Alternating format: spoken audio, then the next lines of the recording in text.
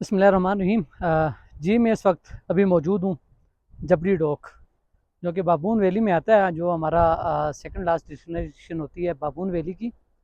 تو آج 20 اگست ہے، اور اوورال پورے پاکستان میں سوشل میڈیا پہ ایک ٹرینڈ چلا ہوا ہے کہ بھائی ناردن کے حالات بہت زیادہ خراب ہیں، کلاؤڈ بیس کا خطرہ ہے، اور ٹورزم پہ پابندی لگائی جائے۔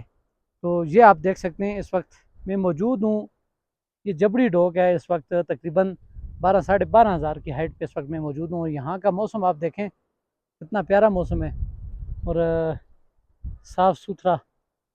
تو پہاڑوں پہ تھوڑے تھوڑے بادل ہیں، جو کہ نارملی یہاں پہ ایسا ہی ہوتا ہے ویدر۔ تو جب بھی آپ یہاں پہ آئیں گے آپ کو اتنے بادل یہاں پہ ملیں گے، اور یہ ایک نارمل اور ایک نہایت ہی خوشگوار موسم ابھی یہاں کا پہاڑوں کا۔ سارا کہنے کا مطلب یہ ہے کہ ابھی الحمدللہ کشمیر کے حالات بالکل اسٹیبل ہیں۔ آپ کشمیر کا پلان کر سکتے ہیں، کہیں پہ بھی کوئی کلاؤڈ بیس نہیں ہے، کوئی حادثہ نہیں ہے۔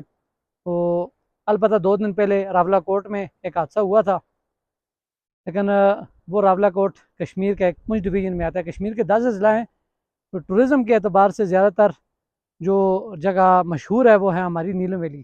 نیلم ویلی میں 14 اگست سے لے کے ابھی تک سنگل ون کلاؤڈ بیس نہیں ہوا، کہیں پہ کوئی روڈ بند نہیں ہے۔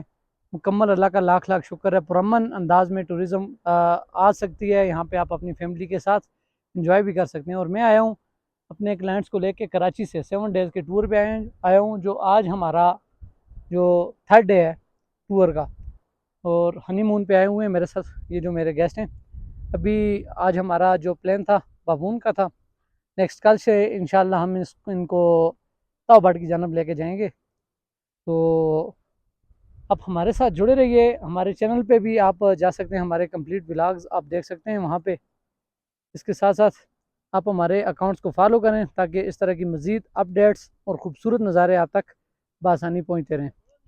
یہ دیکھیں آپ، یہ ہماری شہزادی، پہاڑوں کی شہزادی، تو ابھی جبری ادھر کھڑی ہے، ادھر اس جگہ پہ۔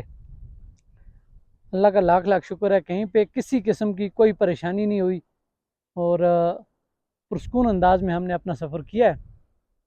اور یہ دیکھیں کلائنٹس میرے انجوائے کر رہے ہیں ویدر کو، یہاں پہ کیا خوبصورت نظارے ہیں چاروں طرف۔